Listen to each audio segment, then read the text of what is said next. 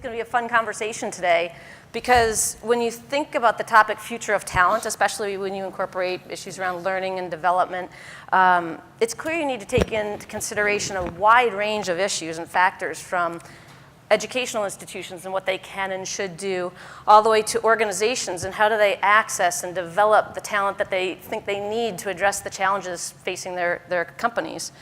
And what's really fortunate today is that we have a panel comprised of a group of experts whose expertise runs the gamut, from thinking about how talent is first entering the workforce, to those who are engaging and developing the workforce inside existing organizations, to those who are actually creating new ways to tap the talent that's needed in less traditional ways that haven't existed or been at our disposal in the past.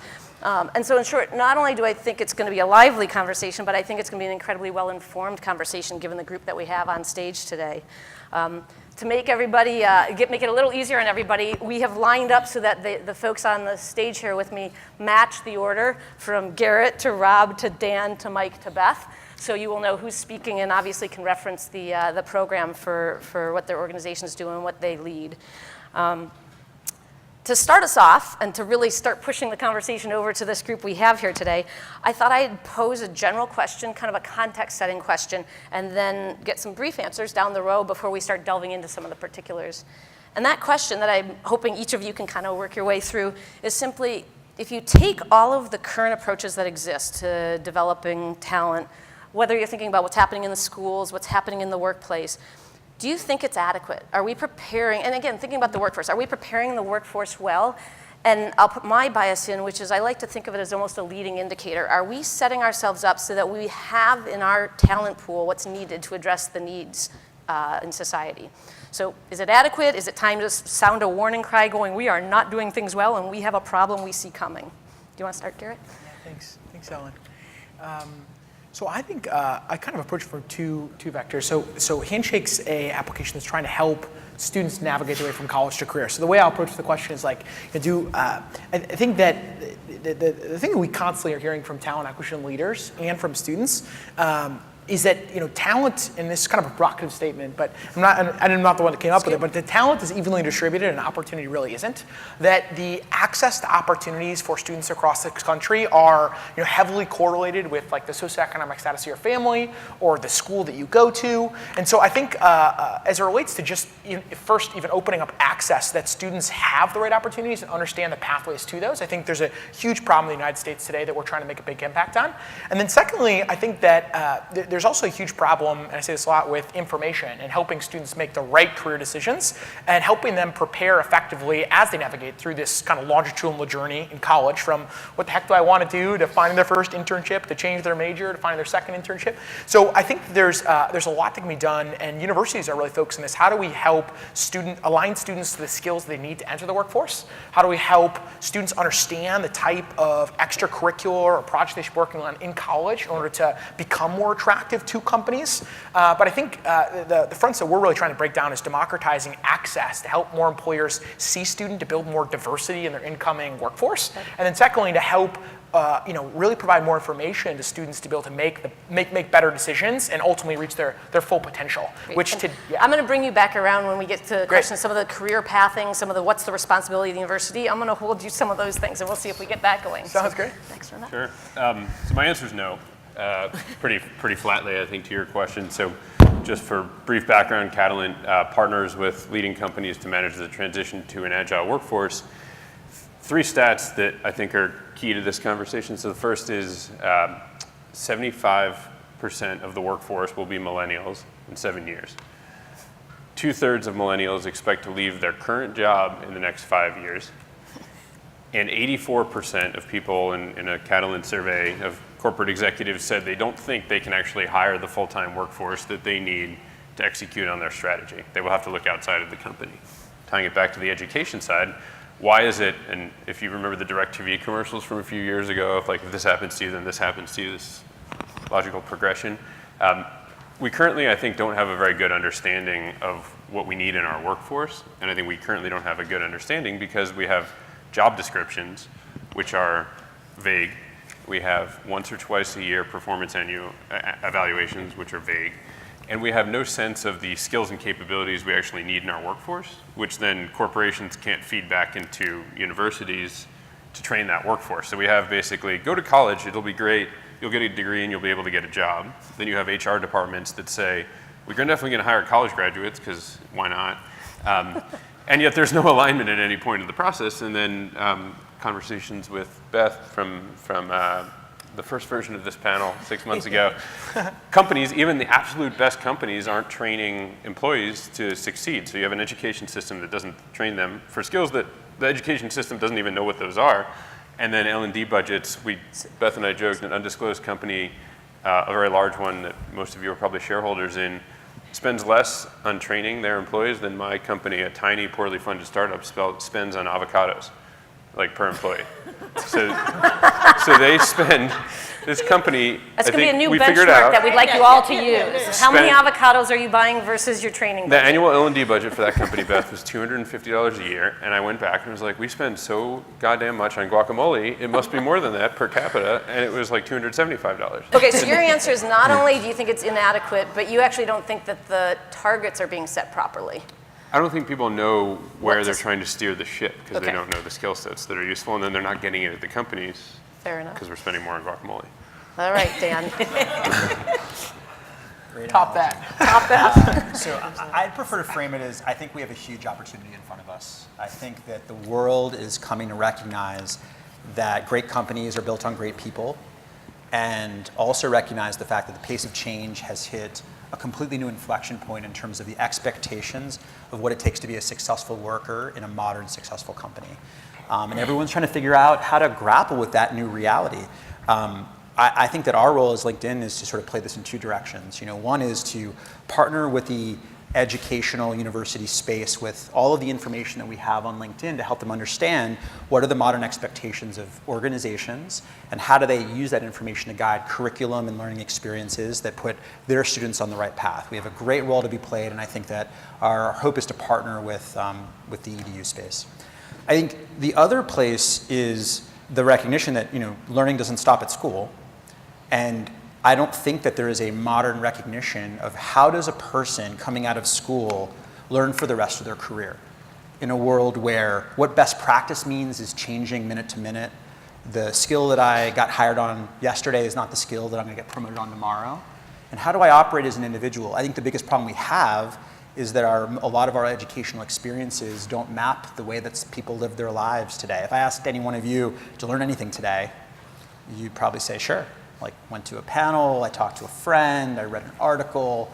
But a lot of the way that learning experiences have been cast is in a very narrow view of how people learn. And I think it's going to take us figuring out how to fit ourselves into the lives of millennials and everyone to make sure that people are always getting better every day, because I think that's what it's going to take. I'm going to agree, by and large, with the folks who spoke before me that I don't think, so I'm with Everwise, we're a outcomes-based learning experience platform. We spend a lot of time thinking about whether or not learning's working, and if it's not, what can be done. I think first, is it working or not? The answer there seems to be no. We're actually just completing a survey now. We're going to be talking about it in a panel tomorrow afternoon at 2 o'clock. Only in most organizations, people give the L&D teams a 3.1 out of 5 in terms of the learning that they're getting. So if you were on Yelp or something like that, and you're the restaurant owner and you see 3.1 out of 5, you're like, wow, I've got some work to do. So we said, well, what is it? L&D folks are some of the best people in the organization. They're overscoped and under-resourced. So what's happening? Well, the answer is that most people think that they themselves, not a central buyer, is best prepared to make decisions on their behalf. So when we ask folks, who's best to determine what's right for you, 70% say me, 14% say my manager, and 6% say HR. And the problem in 6% say HR. So the problem in most organizations is you have folks who are overscoped, under-resourced, and don't sit next to the person who they're trying to help. So that's a challenge. Number one, you've got a central buyer where we think that's going to move to the line so people can make decisions based on personal preference. And the second thing is that the methods that we're using aren't working. So we've taken classroom training, we've moved it online, and we say that this is somehow going to teach people the skills they need. We don't agree with that. We believe in the 70-20-10 method of learning, which overemphasizes, over-indexes people learning from and with each other, and learning by doing, learning by practicing. And content, while important, is the conversation starter, not the whole process. And a lot of organizations have created a false choice between scalability and effectiveness by rolling out e-learning and thinking that they've got the problem solved. So those are two things that we see: central buyers and flawed methods. Okay. So I feel like this is a game of telephone, and by now it's like a whole different question. But I'm going to go back to the question of, are we doing the right things now? And Rob, I loved your initial answer of no, because I'm going to go yes.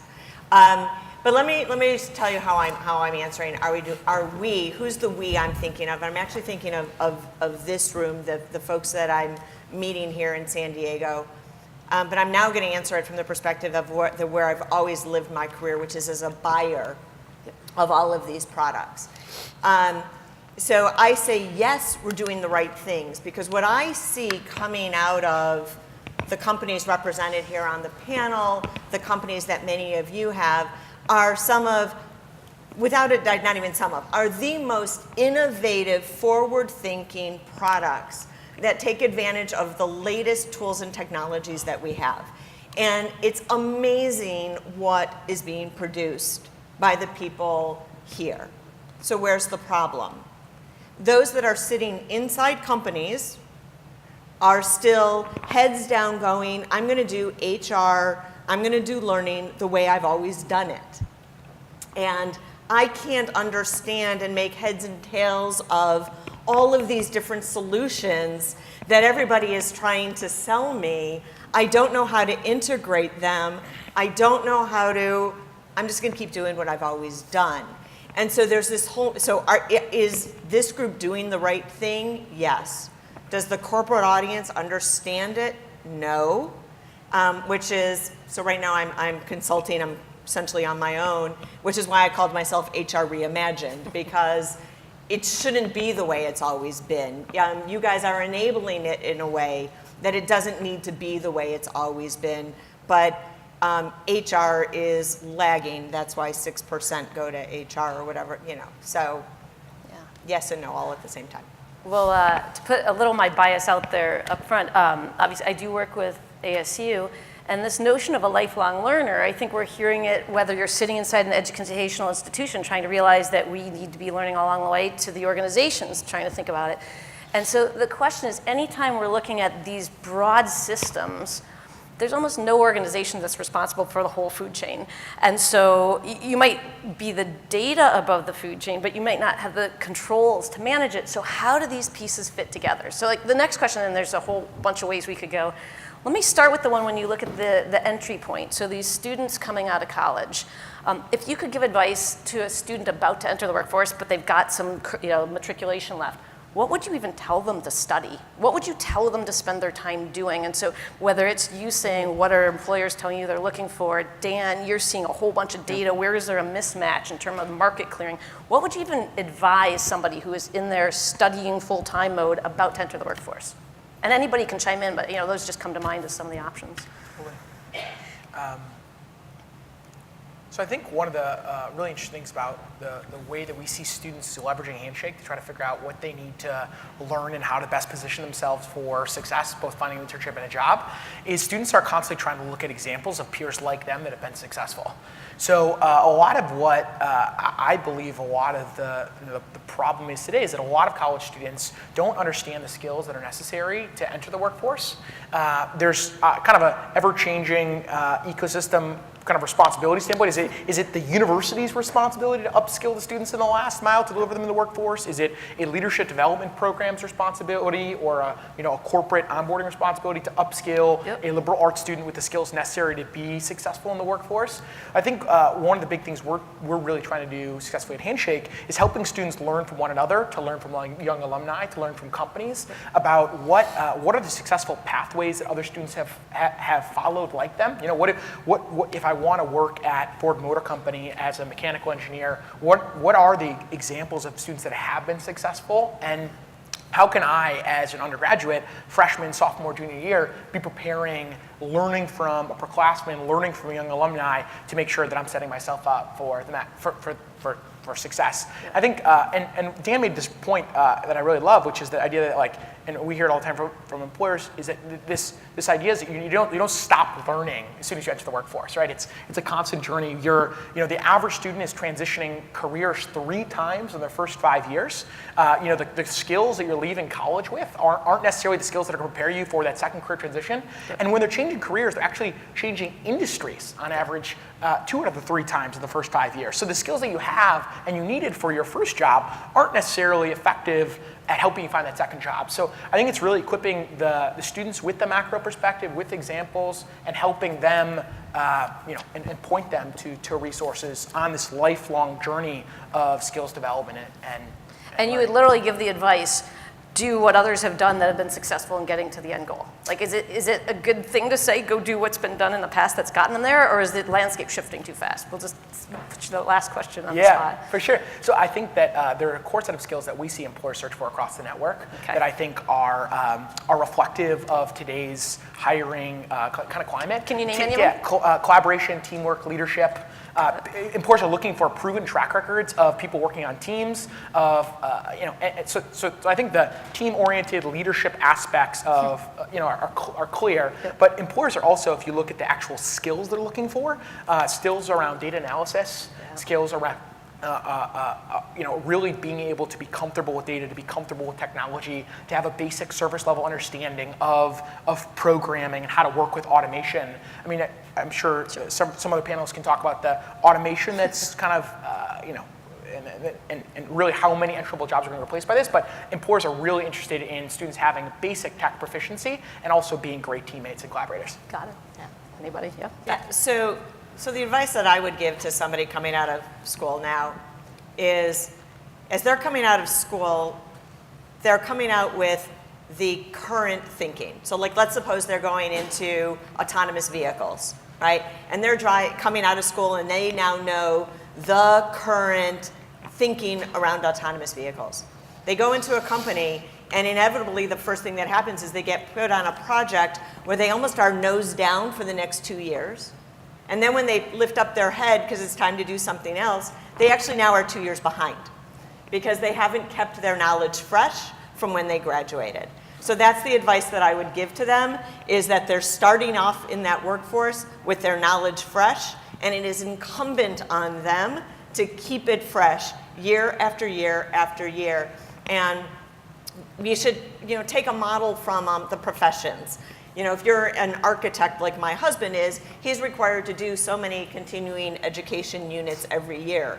We should require that for every industry or field that somebody is, if you're right, so that you have to be staying fresh and you don't fall into this trap. So I'm going to bring you back to this because that's going to be our next whole topic about how do we do it. Okay. But would your advice to the student be, don't worry what you're studying now, it's going to be irrelevant? Like what just cap it off with, what would you tell them to study in their culmination of their studies before? That every year they have to keep themselves current. Got it. So I think I'll share 2 experiences that are very ends of the spectrum. My first is looking at the LinkedIn data. One of the things you realize is that there is no national skills gap, there are local skills gaps. And so what is in demand in Salt Lake City is not what's in demand in San Francisco, is not what's in demand in Boston or DC. So I think there's sort of a starting point to this, which is, where do you want to live? Which is a question I don't know that we ask all the time. And what do you like doing? And I think from there, we can ask more narrow questions of, for someone like you, interested in a certain starting point in a certain location, like, this is what's in demand. Because I feel like we tend to stop at the sort of technical skills that we talk about. That's not everywhere. And some people want to live in different places. So I think that's an important lens. The other is, I did a mentoring session with a number of students from De Anza College, which is just down the street from LinkedIn offices. And everyone basically to a T said, STEM, that's what I need to be doing. And I said, how do you like it? And the number of people was like, I really don't like math. And so I think that putting the advice we're giving to students in the context of what they enjoy or what they're passionate about is really important. Because I know that a lot of the job change, like we look at LinkedIn, the amount of window shopping of jobs on LinkedIn is amazing.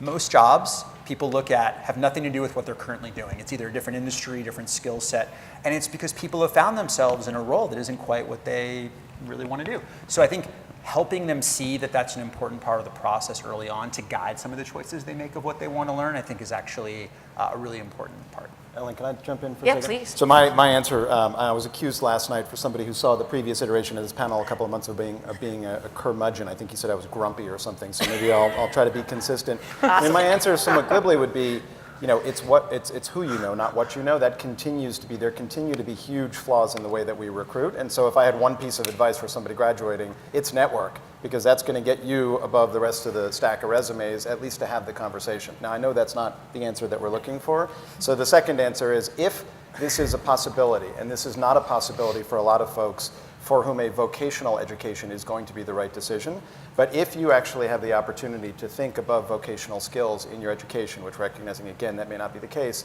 then focus on the things that separate you from a machine. And I know that sounds like an awful thing to say, and I don't want to usher in the, oh my God, all our jobs are going to be consumed by bots and all that, but that was one of the questions we debated last time, and that's an important thing. So creativity and judgment and the ability to understand somebody else, so empathy, are three things that machines will not be able to replicate anytime soon.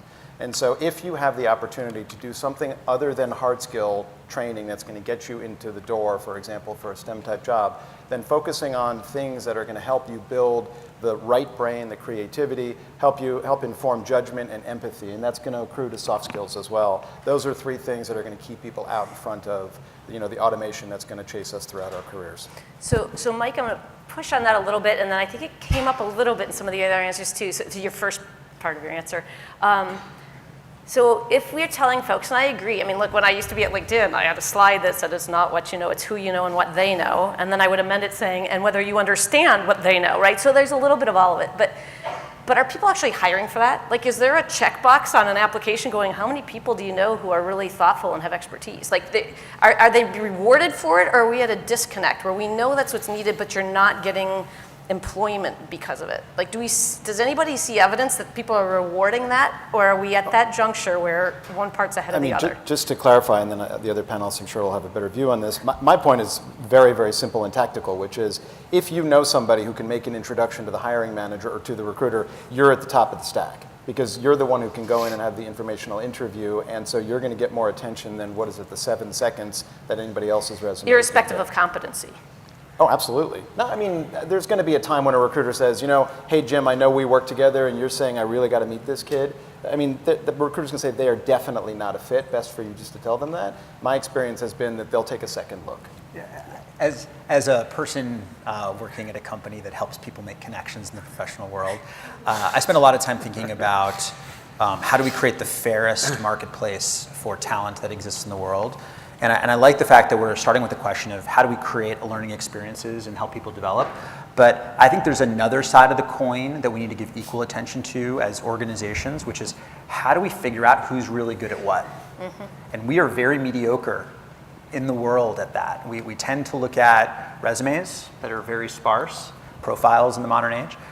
We ask people that know them, that have worked with them in the past, like, how good are they? But there's a whole sea of talent out there that I don't think is being discovered because the modern ways of figuring out who's good at what are very narrow. So I tend to think that one of the biggest wins we could have as a collective economy is just being better at picking out not just who you are today, but the potential for who you will be in the future. It's almost harkening back to the analogy I like is, if you look at how investors invested in companies at the turn of the century, they basically said, well, how much money do you make every year? Right? It had no vision for the potential of your business. And now when you look at how we value companies, we ask questions like, where are you going? And what big markets will you enter? And what does your current success mean for your future? We don't look at people that way. And I think we will learn to. But it'll take us not just getting better at teaching people, but like understanding what they're capable of in a much better way. I just extend that. So that's if the person who runs talent solutions at LinkedIn doesn't believe that there's a good handle on the world of what skills people have. Like imagine what's happening at every other company that's not, right? At every other role. Actually, can I actually think, I want to clarify this. He's like, I actually do have a decent handle. I think that we are constraining who we're looking at because we have a very narrow view of what good looks like. Yeah. So I think we're good at picking good people, but I think we miss out on a whole slew of people that also are good that we're not bringing into the fold. Because we use a small, market leader. So this is a funny story. Well, actually not so funny. It's a sad story. One of our customers ran a high potential program. And they said, we want to use Catalent's internal talent solution and staff them on projects. We said, that's great. Do you have a skills taxonomy of what all the people at your company are good at? And they laughed at us. They were like, huh. And then we said, okay, but surely somewhere you have profiles for all these people with all of the things they're good at. And they stared back at us. And we said, I don't know, are there any Workday people in the room here? Okay, great, here we are. So we said, surely you have, some HRIS, right? There's data in there. They said, well, we have Workday, but people really don't fill out their profiles. And we went down the 5 whys of why don't people fill out their profiles, and they basically said, what incentive do you have to fill out your Workday profile, right? Like what is the light at the end of the tunnel for being super compliant with Workday? And then we said, so what do you do when you need to figure out who in your company is good at what? They said, we just go to their LinkedIn profile, which is not something that company owns. It's not something that they control. People are out there actually looking for jobs, which led us to the key insight, which was that LinkedIn has a carrot, right? Like if you're super up to date in LinkedIn, you're really well networked, potentially you might get a different, better job that you really enjoy from that, but it's not happening on your own internal company system because the company has failed to give you a carrot for doing that. And so how can we, basically the premise is people are going to be looking for other more interesting things to do with their time. That's human nature and there's nothing wrong with that. I think it's actually a good thing. How can you make that part of your company culture on the HR side so it's not, I can't believe they fill out LinkedIn but they don't fill out our own internal profile, but actually like, let's champion that. Let's try to find ways to help them get to that next role using the company's internal systems or a LinkedIn product, but not just bemoan them for not completing their profile, right? And trying to use a stick to force So them. let me push you a little further, because if I understand correctly, so jump in if I don't. One of the things I would summarize in what you do in your work with companies is if a company, shorthand, says, I just want talent ready to go. I'm not going to do the development in-house, whether it's because it's not economically viable or whether there's a time to get it done. They just come to you and say, I want it, and you have to go find it, or you have to have it available. So you're, in a way, trying to do that market clearing on a short order basis instead of having a company do the development and try to train it up in-house. Is that a fair skill set that you are now trying to cultivate? Could I reframe that a little Please. bit politely? Only because I'm using the shorthand, but yeah. it seems like you have to, if your business is going to work, understand where there's the existing talent in a way that some people don't. Yeah, I think what we're trying to do is partner with companies to take a new approach to their company's internal talent, and that talent's learning and development process. So when the person pops their head up and is looking at totally unrelated jobs on LinkedIn, what we're saying is maybe they actually have an interest there, or maybe they have a latent skill set that's not expressed in their job description. Let's give them a project, right? Let's give them an opportunity to exercise that muscle. One of the most interesting conversations I had last year was with Brad Smith, the CEO of Intuit. Yeah. He is a massively thoughtful guy, and he basically said, people are going to pop their heads up and want to do something else. And that can either be within Intuit, or they can go find another job elsewhere. But we shouldn't try to quench the aspect, or we shouldn't try to kill the part of them that wants to accomplish something and do something different. We should embrace it and work with them. Got it. Okay. So I'm going to use that partly as a segue to say, whose responsibility is it to do learning and development, right? Like, again, so once that happens, you're either going to go find that they already have a skill and let's just put it in a different place, which puts the burden on organizational structure and team management, or you're going to say, let's take folks who are in roles and train them up and maybe they'll like the development side.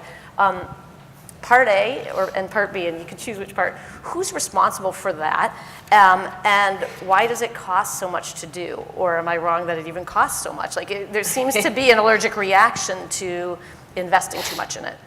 Well, it costs less than avocados. We already They know spend that. less, but the question is why, right? So is it either it's not my problem, I'm just going to get the ready-made person to come work for me, or is it that they think it costs too much, or what? I'm trying to figure out where is that disconnect. Yeah. I mean, my experience is that companies don't spend enough on L&D, in part because it's hard to measure, and there's a sense that things get bought but not used. So I think if, it's super simple, right? Like I think if as a group, we can develop products that people want to use, that fit into their lives in ways that feel natural, and then we can start to measure and showcase benefit to the organization, I think you will see that organizations will start to move much more budget into L&D, because naturally doing more with the people that are already in your organization is always more efficient than going and acquiring those people outside of the four walls. So this is why I sort of framed at the beginning as an opportunity. I feel it's incumbent upon us to crack some core fundamental challenges of getting this to work, but when we do, we're going to find out that there's just so much efficiency and benefit that gets built around organizations that break through. I'm going to take a slightly different view, which is I actually think organizations in some cases are spending too much money. So I'll pick up on something that you said, which is a lot of product gets licensed and gets used 5-6%. 5 or 6% of employees will use a product unless they're forced to every year. Do the math on that. That means you're paying 20 times what you think you're paying, and you have a very small percentage of people actually using it. So it's massive breakage. It's great for the vendors, not great for the companies. So our view is that you can actually get better results by spending fewer dollars if you focus on the things that work. And the other thing is, in many cases, for larger organizations, which is where a lot of the budget gets spent, if you look at the 120 billion plus or minus that gets spent by companies in the United States every year on L&D, the larger companies spend the vast majority of that, and the knowledge is already in the building. There are people in the building who know how to give good feedback, and no ding on any of the trainers who you can hire at 10 grand a day to come in and teach folks that, but there is a director in the building already who can stand in front of her peers and say, here's how I do this. And by the way, I sit right over there in that cubicle, so if something doesn't sit right with you, come back to me and I'll help. You have leaders in the building who can help.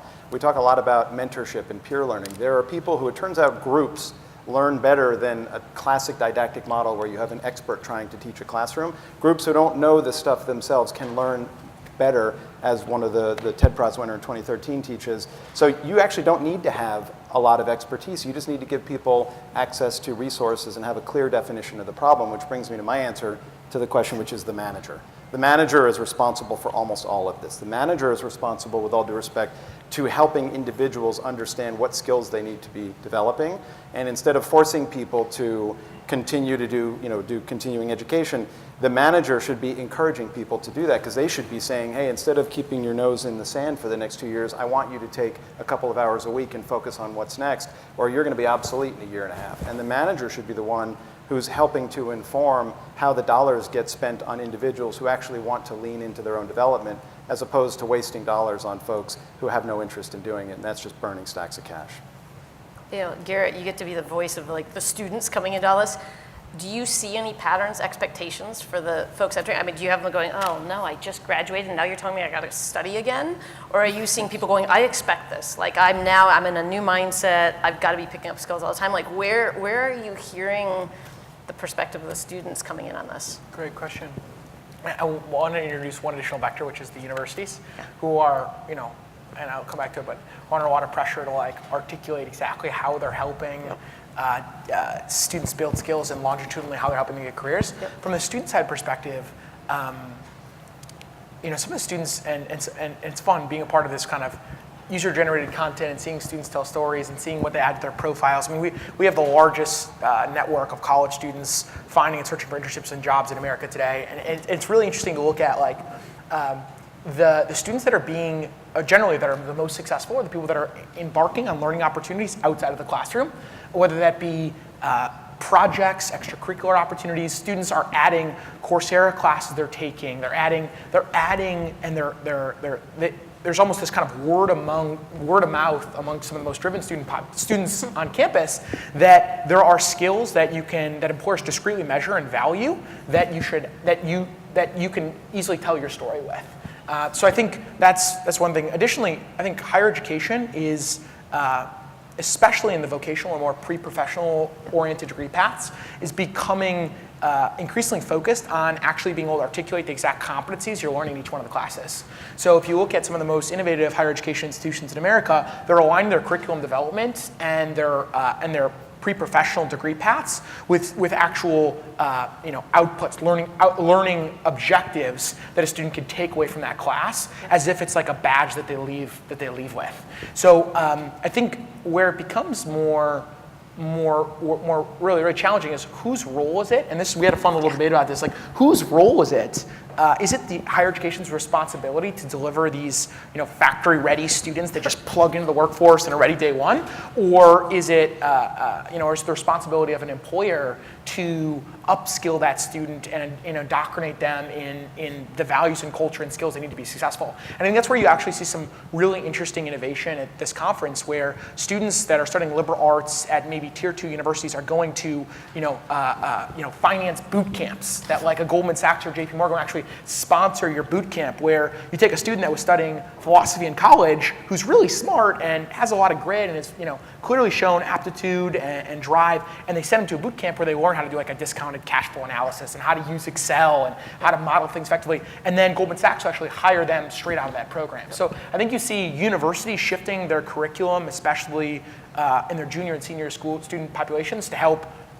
And they're looking and they're turning to Handshake to say, what are employers searching for? Yeah. What students are being successful? What skills do they have? How do I align the way that I'm driving my curriculum based on the data from employers coming to my campus, coming to my career fairs, and hiring my students? Yeah. And so that's the most innovative university in the country, like in Arizona State, will actually look at like outcomes, because we collect all the outcome information and say, how do I help align these different colleges with postgraduate And stuff? you raised an interesting question. I want to pull it over to you. So you reminded me, and maybe you can integrate this into your answer for Beth. You said factory-ready students as an expression, but you have an interesting perspective from, if nothing else, Tesla. But we often slip into the mode of university-educated, going into probably more information-centric jobs, et cetera. But you, in the role at Tesla, I would imagine, had everything from the folks on the factory floor all the way to the folks driving corporate strategy. And so, can you talk a little bit of, is there a difference between how you think about those groups? Totally. Where are we better off and worse off? Like maybe use that as that's exactly where I wanted to go, because I was listening to this conversation as well and recognizing that this isn't, that so much of what we've been talking about is focused on the college grad or the professional, coming out of Tesla. Not only did we have thousands of people who worked in the factory, but we had service people working on cars, solar installers up on roofs, thousands of people in jobs that did not start coming out of college. And there are some challenges there that even go to, I don't disagree with your idea of the role of the manager, but oftentimes in these types of roles, you've got a manager who has a really large crew, and their daily responsibility is to get X done.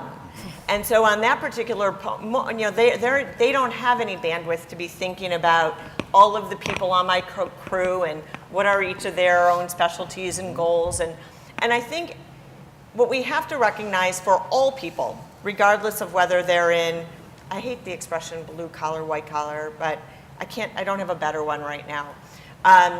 But so if they're in the trade or in a desk jockey role, that learning is essentially an individual sport. And no matter what my manager does, no matter what my company does, nobody is going to get me to learn anything that I don't want to learn. And I'm using I, but that's the same for all of us, right? So it's an individual sport. And we really have to figure out with all of this how we are motivating that individual. I'm so inspired today and yesterday with all this data that's available, but so much of this data I see being used to enable companies, to enable, right? And it's like, how do we actually get that data to enable that individual? I think, LinkedIn does it, but I think we need to be even doing it more. The problem is that the individual can't necessarily afford the platforms and things that we're creating, but they need this data. And so we really have to think of it at that level. There are just a lot of people that need to stay transcending work, future of talent, who aren't desk jockeys. Got it. Okay, so with 10 minutes left, I don't want to miss this last question, because this is, I think, sometimes the most fun and surprising in some instances.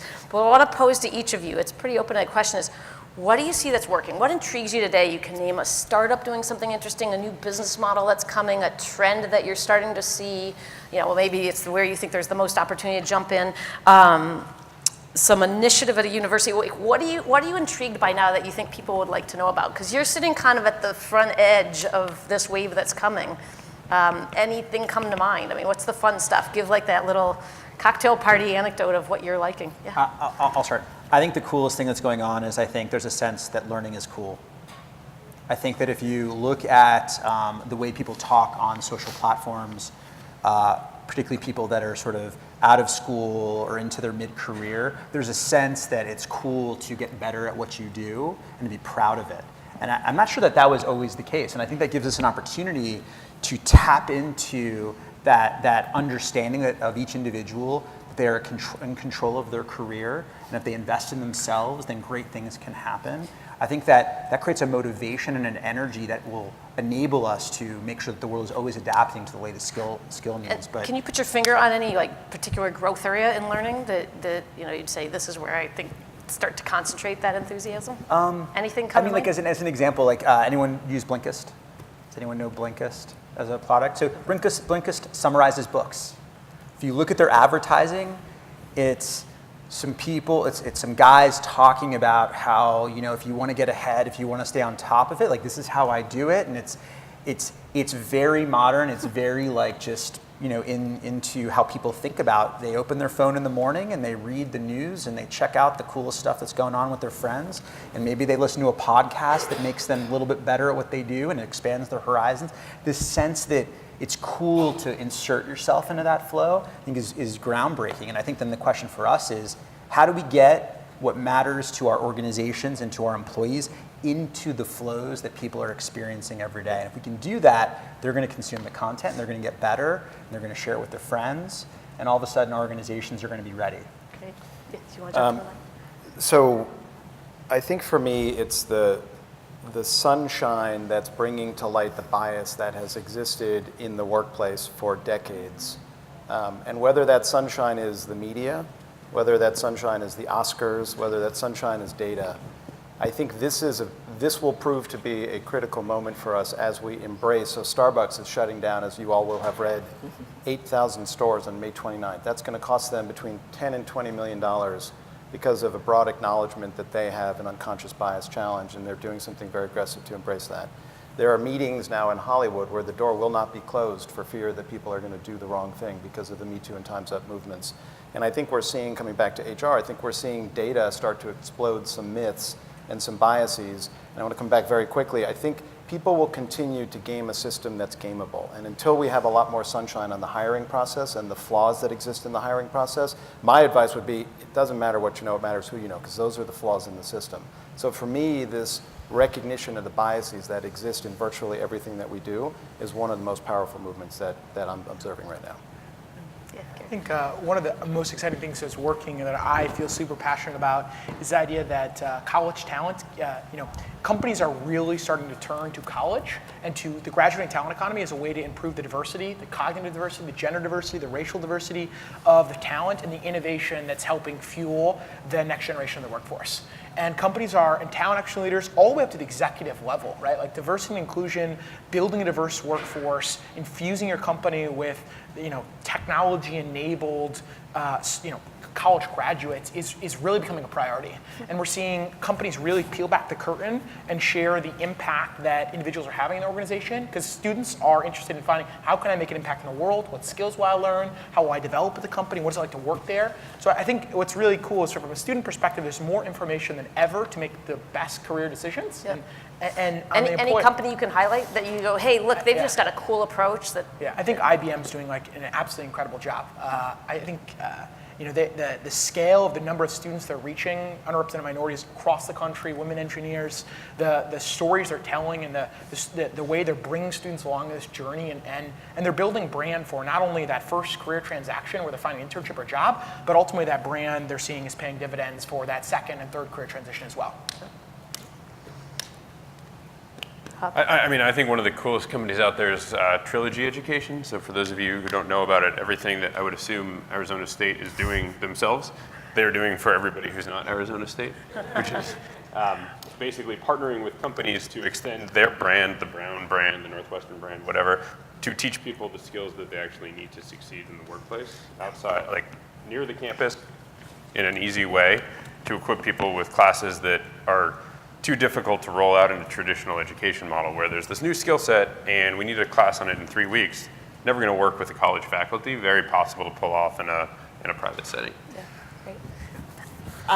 So for me, I think it has to do a lot with the personalization that's now available. Again, going back to the idea for me that learning is an individual sport. I think all of the personalization that really helps people see ways that the next, hey, given your current skills, these 2 ads open up new possibilities for you. Like, I probably knew I was going into this field when I was 12 or 13, and people would say to me, what do you want to be when you grow up? And I'd say, I don't know. There's so many things people do, and I have no idea what those are. Like, I know that there's a doctor, but there's like tons of kinds of doctors, and how am I supposed to answer that question? And I don't think we've actually even solved that problem, but now we're closer because now at least we can say, here's the different things people do, and they're just a couple more bolts on to what you're already doing. And I just think there's a lot of magic there to help individuals, just keep being employable and successful and moving forward on their own goals. And do you find, again, any examples? Are there third parties you can go to help do the data piece, or is it that everyone's just kind of taking that upon themselves? Like anything to highlight where people could go and look up either examples where somebody's doing it really well? Yeah, I think there's a lot of players that I've seen in this getting more and more in the personalized. I'm a big Degreed fan, so I know they've been doing a lot of work in this area. And then there's more here than their names that I remember. So I think there's a lot of it going on. And maybe what I'll do is just take the opportunity to say my thoughts, because it's a nice way to summarize the panel at the same time. But what I get really excited about, and this group of folks and the work that they represent is a perfect example of it, is that we're at a stage where when we're thinking about the individuals and the learning and the opportunity that sets them up to be successful in society, it's forcing us to break down institutional boundaries. So when I ask you to define what is a university today, it's a much harder conversation than it was before, because if it's really about creating and disseminating information that will empower individuals, meaning we look at outcomes, then there's a reason that an ASU works with a Starbucks, right? It's not just the people who are sitting here for 4 years when they are a teenager turning into their 20s. And there's a reason why companies, like I'm an investor in a startup called Mission U, there's a reason why a company will go and take a year and try to bridge the gulf between where we see a market need and what people don't have as training. And so what I think is really interesting, and we're seeing evidence in all the examples you're giving, is the bigger challenge is figure out how to work across these traditionally siloed efforts to really follow that continuity. I mean, the number of times we're hearing lifelong learner, we can't pinpoint that we want ready-made students coming out with already all the learning they have, but we don't necessarily think the companies should be responsible for all of it. There's a reason to go to university and to other educational initiatives. I think that's the really exciting piece. I think we're really pushing on that envelope right now. And the more success stories of companies that are figuring out how to make it economically viable to do that, institutions, whether it's a university or whether it's a company, I think the faster we will see those results hitting the marketplace and society. So with that, I think I would ask all of you to just help me in thanking the panelists for making it a fun discussion.